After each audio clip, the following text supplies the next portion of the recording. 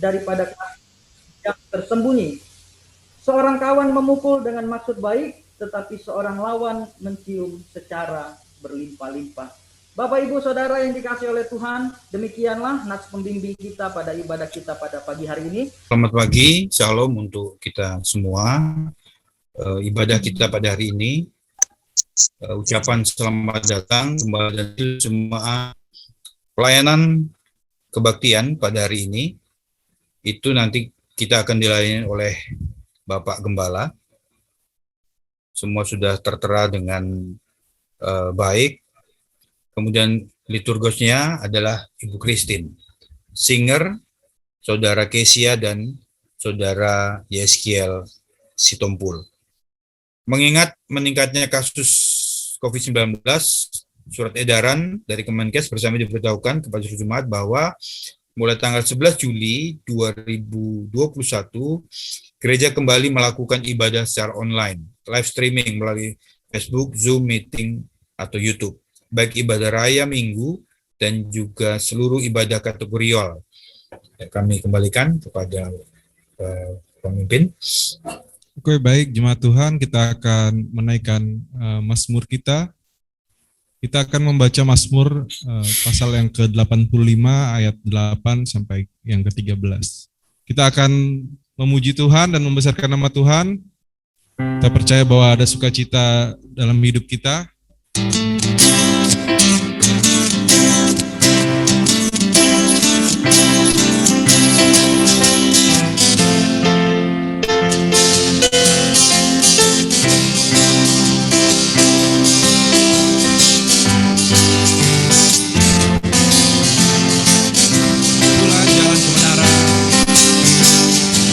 Jalan kebenaran dan jalan kehidupan, itu yang Yesus katakan.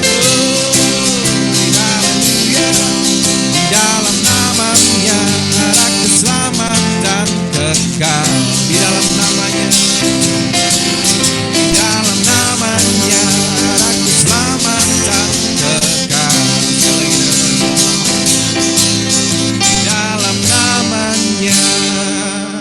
Ada keselamatan kekal.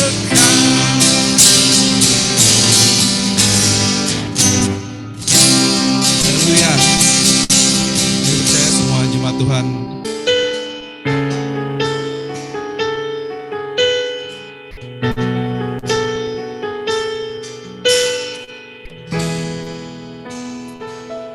Bawaku bersamamu, berjalan dalam kebenaran-Mu, ajarku lebih mengenal-Mu, Kau Tuhan penyelamatku. Bawaku bersamamu, berjalan dalam kehendak-Mu, ajarku lebih mengerti-Mu, Kau Tuhan kemenanganku.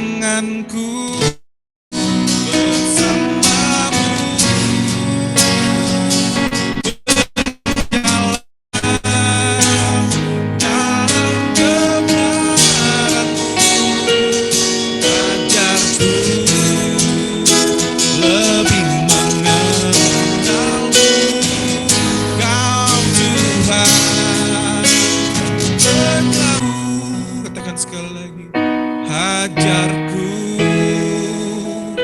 lebih mengerti-Mu, Kau Tuhan kemenanganku. Tuhan pada pagi hari ini. Ya, kita boleh merenungkan kebenaran firman, dan ibadah kita sedikit berbeda.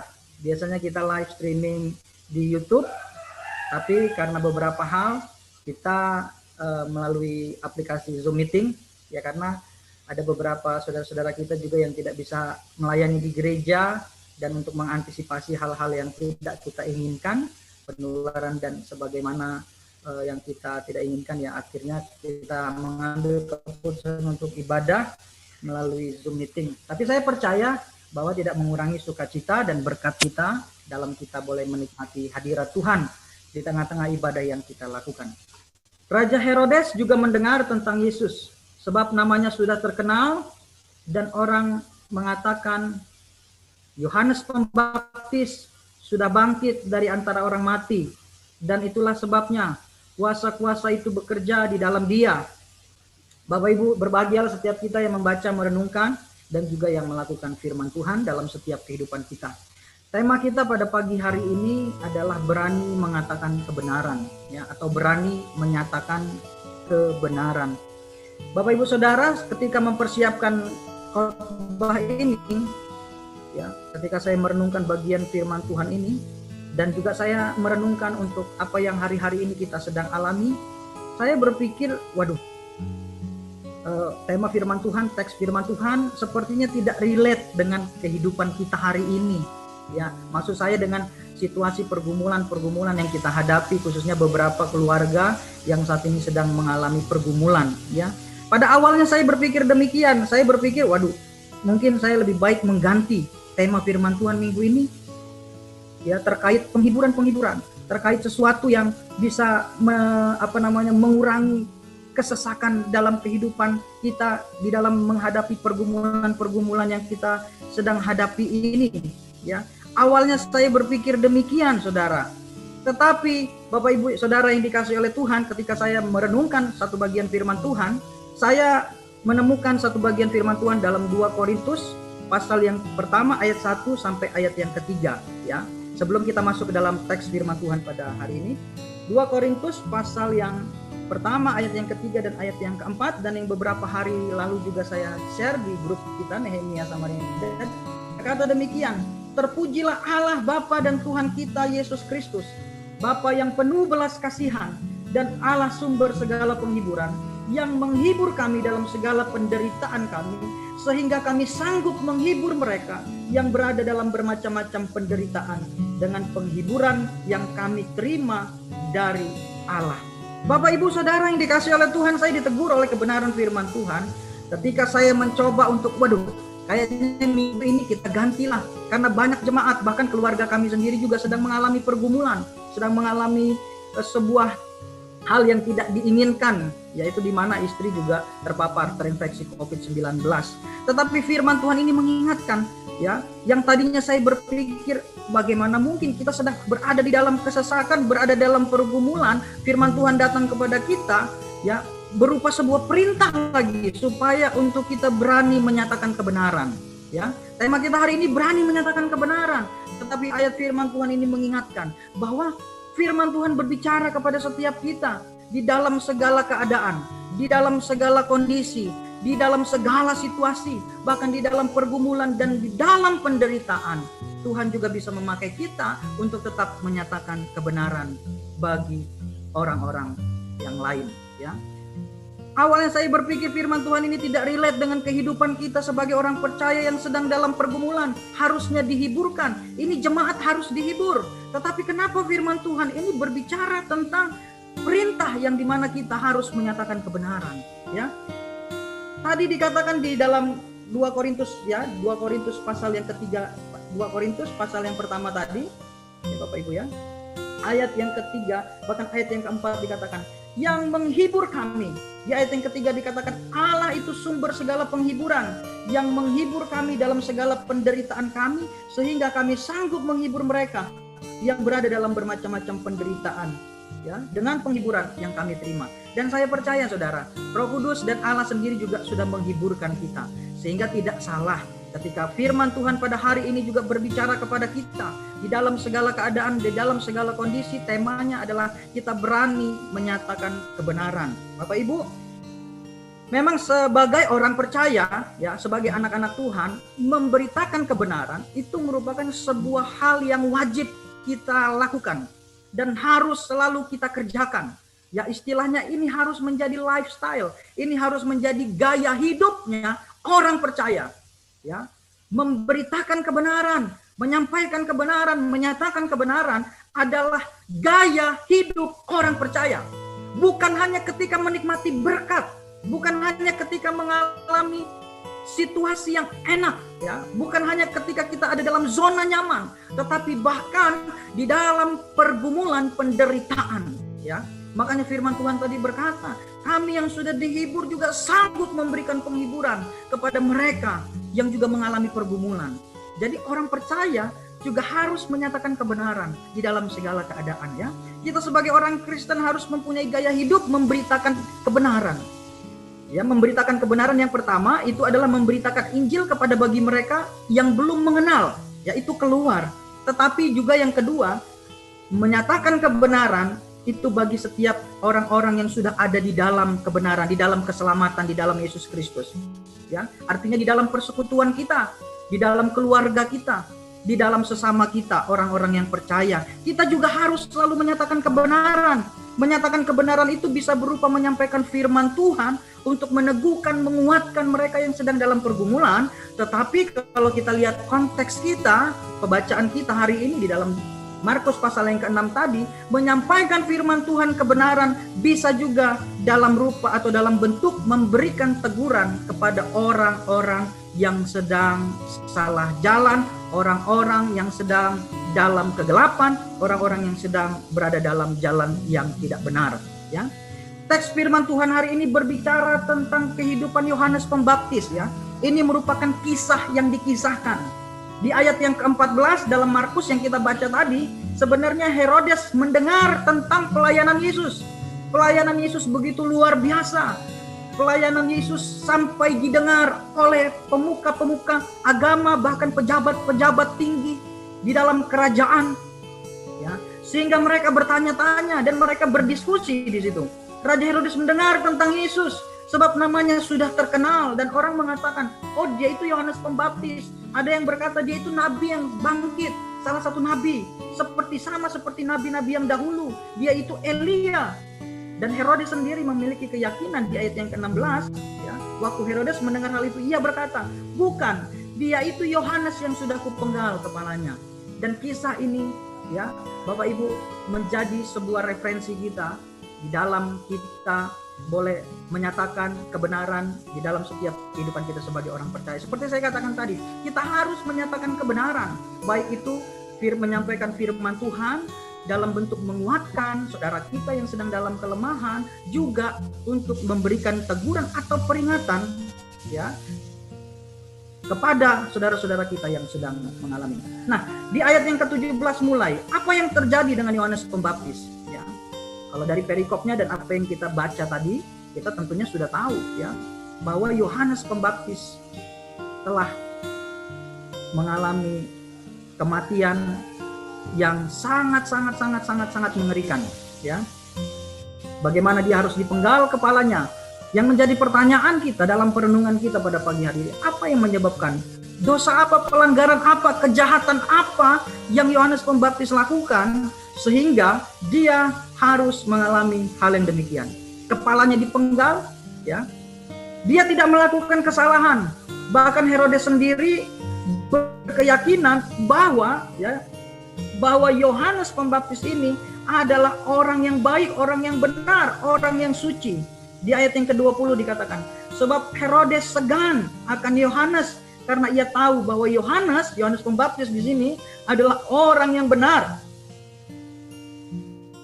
dan suci, jadi ia melindunginya. Tetapi apabila ia mendengar Yohanes, suara hatinya juga terombang-ambing.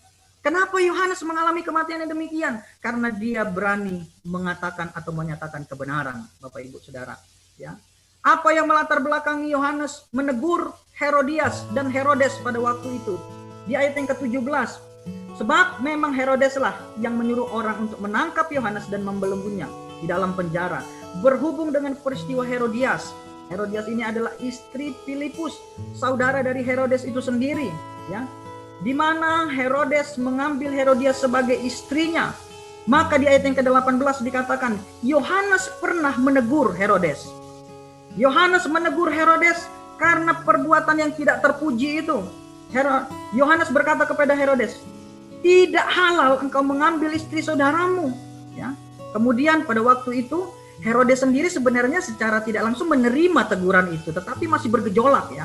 Dikatakan terombang-ambing.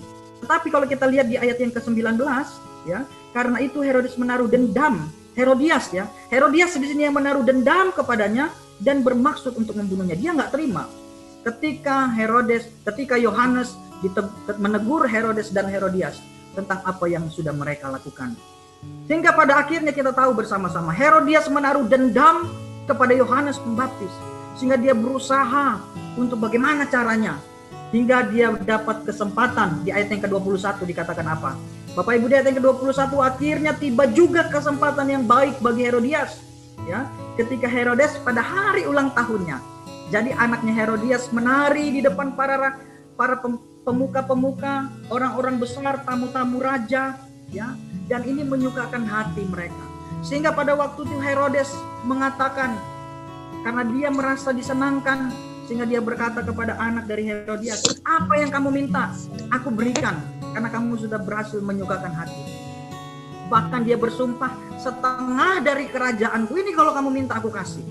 Ya.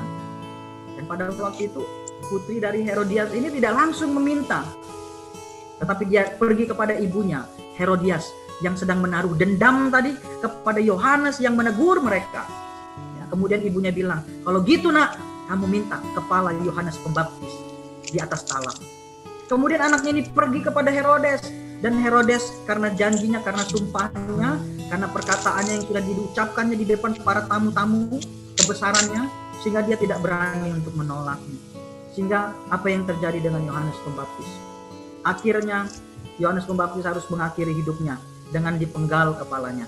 Bapak Ibu Saudara yang dikasihi oleh Tuhan, nah kita belajar siapa Yohanes Pembaptis. Yohanes Pembaptis adalah nabi di dalam perjanjian baru. Dia adalah suara yang berseru-seru di padang gurun, yang menyuarakan pertobatan kepada orang-orang Yahudi, kepada orang-orang yang sedang dalam kegelapan, supaya mereka bertobat dan mengatakan kerajaan Allah sudah dekat. Ya, kalau kita belajar, kalau kita lihat, ya, teliti tentang hidup Yohanes Pembaptis, Bapak Ibu, dia selalu menyuarakan tentang pertobatan, menyatakan tentang kebenaran. Bapak Ibu Saudara yang dikasihi dan yang diberkati oleh Tuhan, pada pagi hari ini juga demikian dalam setiap kehidupan kita. Ya, kita juga belajar melalui tema firman Tuhan dan teks yang menjadi referensi kita pada pagi hari ini. Mari setiap kita juga berani untuk menyatakan kebenaran, ya, di dalam setiap kehidupan kita. Entah menyatakan kebenaran dalam rangka memberikan penghiburan, kekuatan, ya, kepada setiap orang yang memerlukan, bahkan teguran bagi setiap orang yang juga tetap memerlukan, ya. Kita menegur orang kan tujuannya, nanti kita lihat tujuannya adalah kasih. Untuk mengatakan kebenaran memang bukan perkara yang mudah, Saudara. Ketika kita harus menegur orang, itu bukan sesuatu yang gampang, ya. Ini bukan sesuatu yang mudah, tetapi mari kita belajar dari kebenaran firman Tuhan. Bapak Ibu Saudara yang dikasihi oleh Tuhan, mengatakan kebenaran, ya, dalam bentuk menegur, ya, kita harus memperhatikan beberapa hal dalam kehidupan ini. Kalau kita mau belajar, temanya kan berani mengatakan kebenaran. Dalam konteks orang yang salah, kita harus berani menegurnya. Ya. Tetapi ada hal-hal yang perlu kita perhatikan kalau kita belajar dari firman Tuhan. Bapak Ibu, yang pertama, menegur itu adalah sebuah bentuk kasih. Ini yang harus kita ingat pertama. Kalau kita lihat saudara kita atau orang lain sedang salah jalan, ya, orang lain sedang melakukan sesuatu yang salah, Bapak Ibu, kita wajib menegur. Tetapi kita harus ingat yang pertama, menegur itu adalah sebuah bentuk kasih. Saya percaya Yohanes Pembaptis ketika dia menegur Herodes dan Herodias, dia bukan sedang ingin menunjukkan dosanya saja, tetapi juga ingin memberitahu kepada mereka supaya mereka bertobat, supaya mereka mengakhiri, supaya mereka mengerti bahwa apa yang mereka lakukan itu salah. Ketika Yohanes berkata, tidak halal bagimu mengambil istri saudaramu. Saya yakin Bapak Ibu, walaupun tidak tertulis di sini, tetapi saya berkeyakinan bahwa Yohanes Pembaptis juga menyampaikan teguran ini supaya Herodes ini mengerti, ya, bahwa apa yang dilakukannya salah dan pasti tujuannya adalah kasih. Demikian juga dalam setiap kehidupan kita. Kita harus mengingat ketika kita memberikan teguran, menyatakan kebenaran, bahwa tujuan kita adalah kasih. Jadi tujuan dalam sebuah teguran adalah membawa kembali yang terhilang. Ya, kita harus ingat, yang pertama, ketika kita menegur orang, bukan kita ingin menunjukkan kesalahannya semata-mata, tetapi kita ingin membawa dia kembali. Ya, mereka yang terhilang supaya kita bawa kembali. Ya, meluruskan apa yang bengkok dan kemudian membenarkan apa yang salah. Ini yang harus kita ingat dalam setiap kehidupan kita sebagai anak-anak Tuhan. Itu yang pertama, ketika kita memberikan peneguran atau menyatakan kebenaran bagi setiap orang, ya entah itu saudara seiman kita dalam persekutuan, ya, yang sedang melakukan sebuah kesalahan dalam mata kita, dalam pandangan kita, yang kita lihat sesuai dengan firman Tuhan, oh ini nggak benar. Kita tegur dia, tetapi kita harus ingat, tujuannya adalah kasih. Kemudian yang kedua yang perlu kita ingat, yang perlu kita perhatikan adalah cara kita menegur seseorang. Ya, Bapak Ibu, kita belajar dari firman Tuhan. Kalau tadi dikatakan caranya adalah, tujuannya adalah kasih, maka kita juga harus memperhatikan bagaimana kita menyampaikan supaya orang yang kita tegur itu, ya, dia dapat menerima teguran kita. Ya, paling tidak kita sudah usahakan. Ya, walaupun kadang kita sudah usahakan yang baik, karena yang ditegurnya ini memang keras, ya, terkadang tidak bisa juga, tidak terima juga. Ya, itu sudah di luar urusan kita. Tetapi kita sebagai orang percaya harus memperhatikan, menegur dengan cara yang bijak, dengan cara yang baik. Tujuan tadi adalah kasih. Jadi teguran itu harus disampaikan, ya, dengan sesuatu yang dapat diterima. Kita usahakan, kita upayakan, ya. Teguran itu pahit, Saudara. Teguran itu keras. Tetapi kita harus mengingat tujuannya kasih, jadi kita pun harus menyampaikannya dengan cara-cara yang baik. Ya, kalau kita bisa lihat sama seperti dalam kehidupan kita, Bapak Ibu tahu ya, obat itu sebenarnya obat itu pahit ya. Obat itu pahit, tetapi kalau kita lihat ada kapsul, ya, obat yang pahit itu dimasukkan ke dalam kapsul, ya. Tujuannya apa, Saudara? Tujuannya apa? Untuk menyembunyikan atau untuk menutupi yang pahit tadi, ya. Tetapi tujuannya adalah tetap untuk kita konsumsi supaya menyembuhkan, ya. Teguran itu sama seperti sebuah obat. Racikannya kemudian dimasukkan ke dalam kapsul atau mungkin dibungkus dengan gula kalau kita mau kasih kepada anak kita, ya. Kita mau kasih anak kita minum obat, oh mungkin dia masih kecil, belum bisa, tetapi kita bungkus dengan sesuatu yang lain yang tentunya tidak bertentangan dengan atau tidak kontradiksi dengan obat yang ada misalnya. Bapak Ibu Saudara yang dikasihi oleh Tuhan, ketika kita menegur seseorang, kita juga harus menegur dengan cara yang benar. Dan kemudian yang berikutnya, kalau kita belajar bagaimana kita menyatakan kebenaran dalam konteks memberikan teguran kepada siapapun itu, kita juga harus ingat kepada siapa kita menegur, ya. Kepada siapa kita menegur, tidak sembarangan. Kita belajar dari kebenaran firman Tuhan, ingat tujuannya adalah kasih. Bagaimana caranya kita harus perhatikan, dan kepada siapa kita juga harus memperhatikannya. Tidak bisa kita sebagai seorang anak tiba-tiba kita ngomong kasar kepada orang tua kita yang sedang salah. Ya, orang tua juga kan bisa salah. Kita sebagai anak mungkin terkadang melihat dari kacamata kita, oh ini nggak benar nih. Tapi bagaimana kita menyampaikan? Kalau bagi saya, ketika kita menyampaikan sesuatu kepada orang yang lebih tua, tidak tepat kalau kita dikatakan menegur, tetapi lebih kepada mengingatkan. Itu juga dalam konteks menyatakan kebenaran, berani mengatakan kebenaran. Ya. Kita harus lihat kepada siapa kita berbicara, ya. Kepada orang tua kah, kepada orang yang ibaratnya lebih daripada kita juga kita harus tetap perhatikan. Supaya apa? Supaya apa yang ingin kita sampaikan itu tersampaikan. Sehingga tujuan kasih itu tadi boleh sampai. Kemudian kita juga harus perhatikan tempat dan waktu kita dalam kita memberikan teguran. Ya. Kita nggak bisa negur orang di sembarang tempat dalam waktu yang tidak pas. Justru dia tidak terima maksud, dia tidak akan menerima maksud kasihnya itu, justru dia akan lihat sesuatu yang lain, ya. Karena apa? Karena kita tidak tepat dalam tempat dan tidak tepat dalam momen. Kita memperhatikan, ini perlu saudara. Ini hal-hal dalam kehidupan kita. Kita punya tugas, kita punya tanggung jawab. Kalau suami kita salah, kita punya tugas tanggung jawab memberikan teguran. Kalau istri kita salah, kita punya tanggung jawab untuk menegur. Anak kita salah, saudara kita salah. Bahkan kalau pendeta saudara salah juga, saudara punya berkewajiban untuk menegur pendeta saudara. Tapi saudara juga harus lihat, jangan di depan umum saudara tegur pula pendeta saudara misalnya gitu kan. Dan dengan cara yang baik. Siapapun kita, manusia itu dikatakan nobody perfect. Tidak ada orang yang sempurna sehingga setiap orang harus tahu bahwa dia juga sangat sangat punya potensi untuk menerima teguran. Karena kita bisa salah, siapapun kita.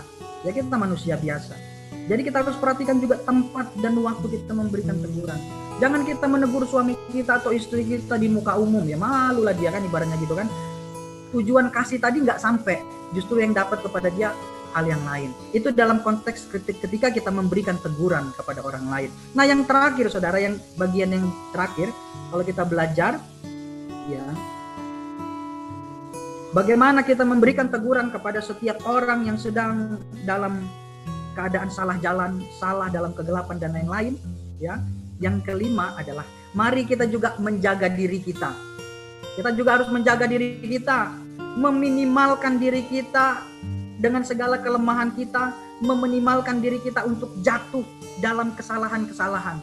Ingat, semua kita adalah orang berdosa. Kalau ketika kita masih menggunakan tubuh jasmani kita ini, kemah jasmani ini, saudara, keinginan daging yang membuat kita berusaha untuk membuat kita jatuh dalam dosa, belum lagi usaha si jahat, iblis itu tadi membuat kita jatuh ke dalam dosa, itu sangat luar biasa. Maka kita harus menjaga diri kita juga dengan baik, ya. Sebelum kita menegur orang lain, kita juga harus memperbaiki diri kita. Jangan sampai saudara, ketika kita menegur orang lain, ya, apalagi menegurnya dengan cara yang tidak benar, ya, tidak tahu tempat, tidak tahu waktu, ya.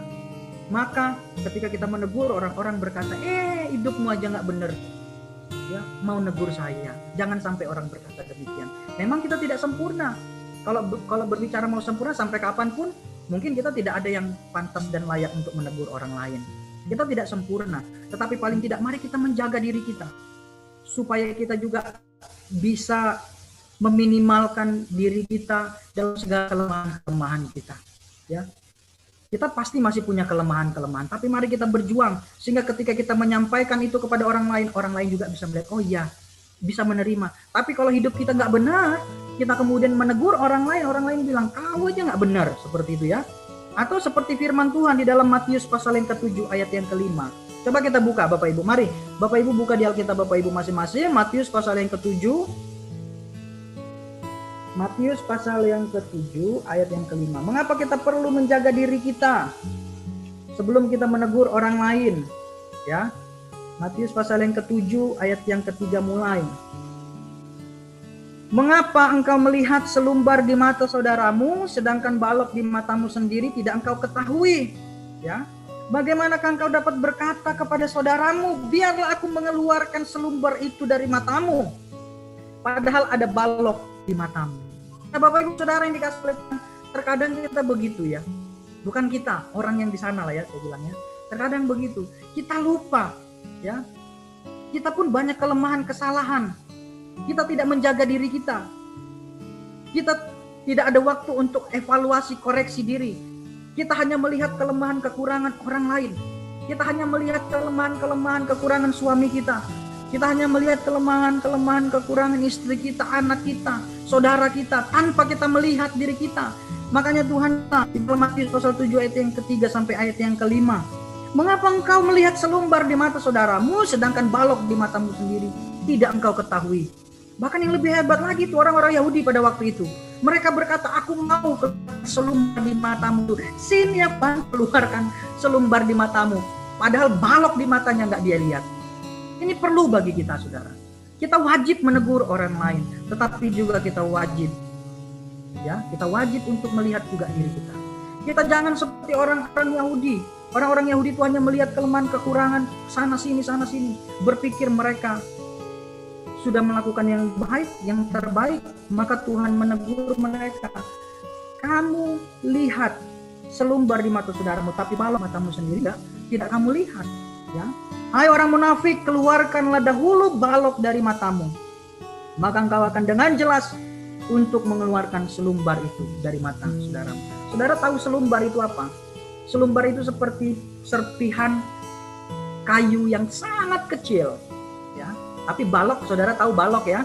Balok itu seperti kayu kaso itu ya, yang ukurannya berbeda-beda, tetapi itu besar.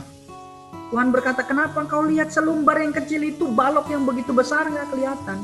Sebelum kita menegur orang lain, mengkritik orang lain, ya, menasehati orang lain, kita juga harus berusaha.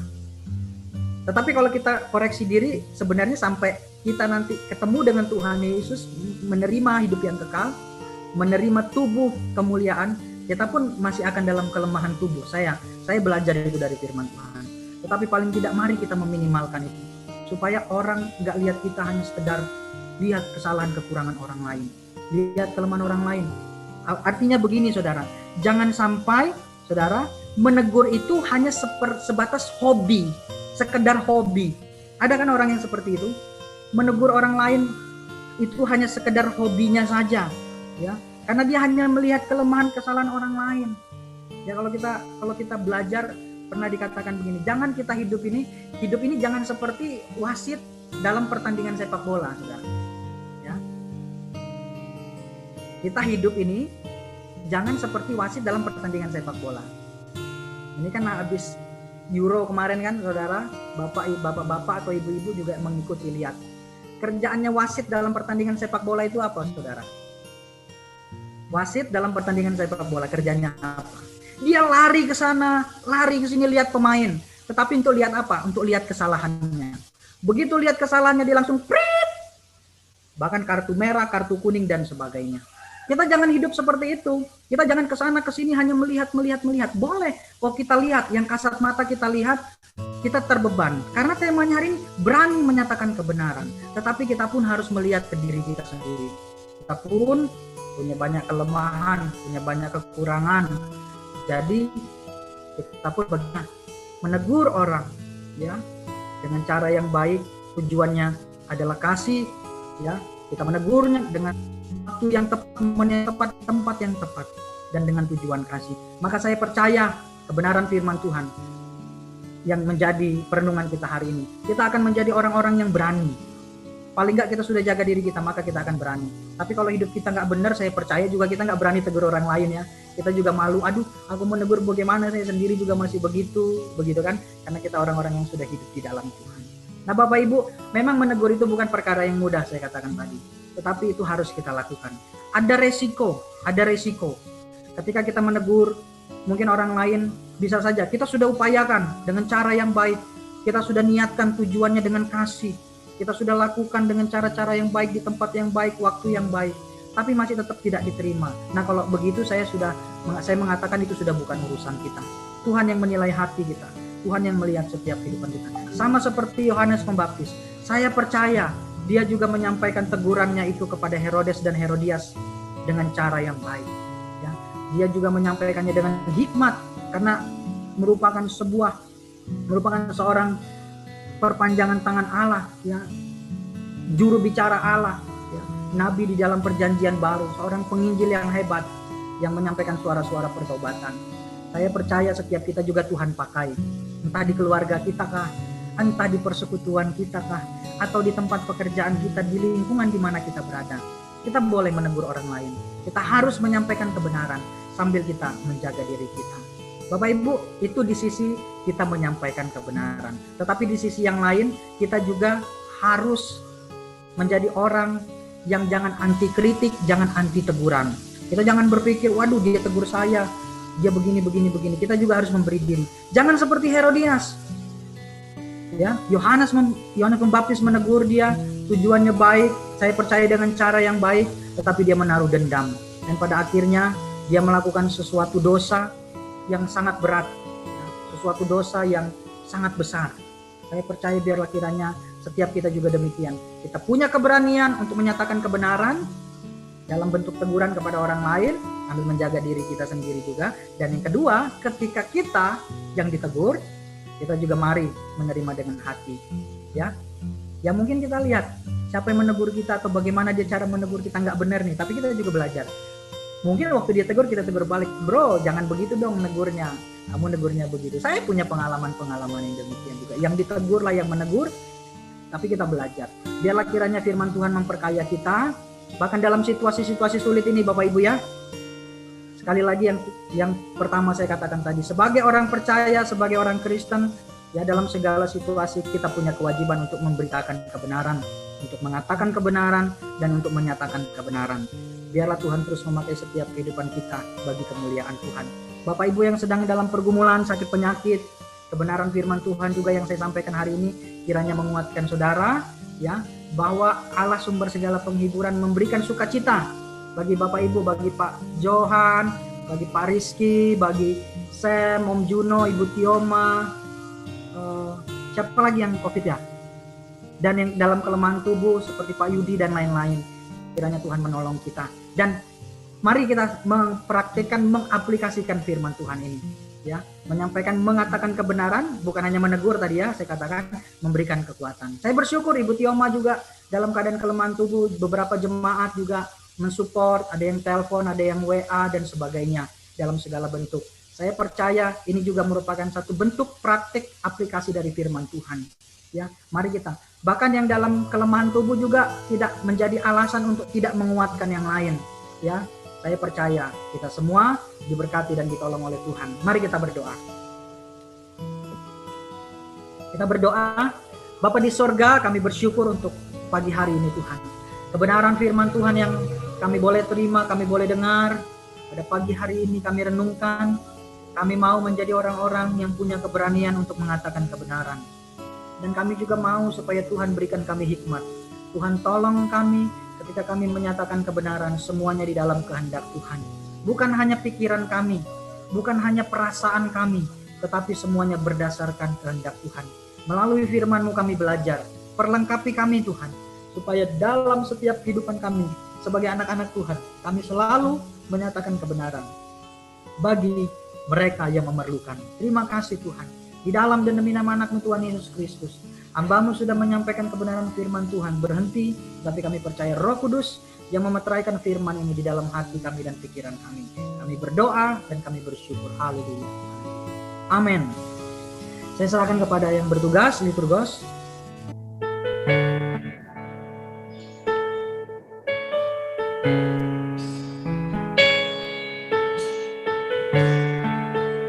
Angkat pujian selalu bersyukur.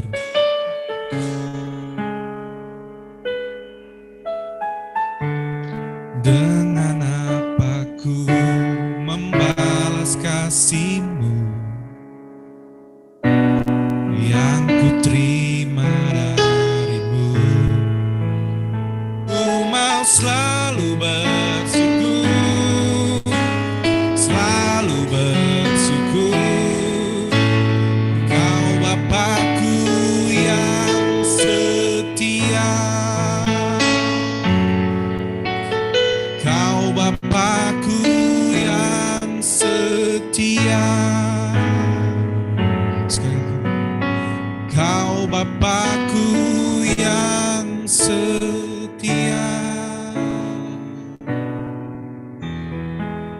Ya, pagi ini kita akan mengakhiri ibadah kita. Kita akan mengangkat pujian sampaikan pada Yesus. Saat dunia kecewakan dan tak ada satu pun yang peduli, Dia peduli. Saat dunia menyakitkan, bahkan yang terdekat pergi meninggalkanku, Dia ada. Katakan, sampaikan pada Yesus. Sampaikan pada Yesus segala beban hidupmu. Dia hanya sejauh doa saat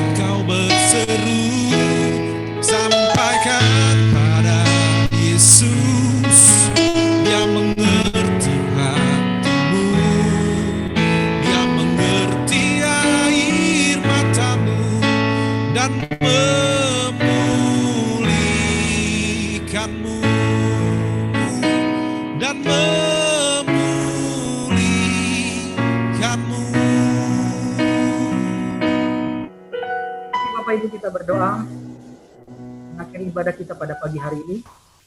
Kembali lagi kami datang di hadapan-Mu melalui doa kami Tuhan. Tentunya kami bersyukur atas pertolongan Tuhan. Di tengah-tengah dan melalui ibadah kami boleh menikmati berkat-berkat Tuhan. Pujian dan penyembahan yang kami sudah naikkan, kami percaya semuanya ini Tuhan boleh berkenan di hadapan Tuhan.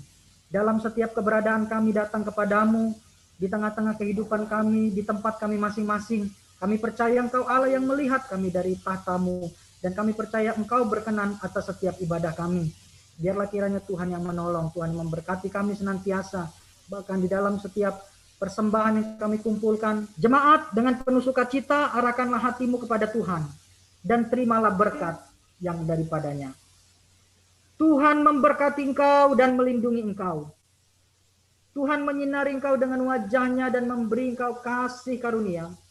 Tuhan menghadapkan wajah-Nya kepadamu dan memberi engkau damai sejahtera.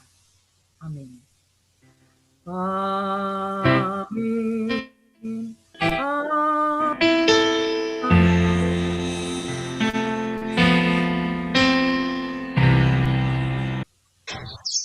Kami berdua.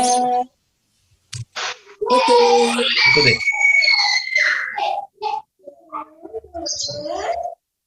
Butuh. Buka dulu. Semua kamera, semua kamera. Hai, Putih Oma.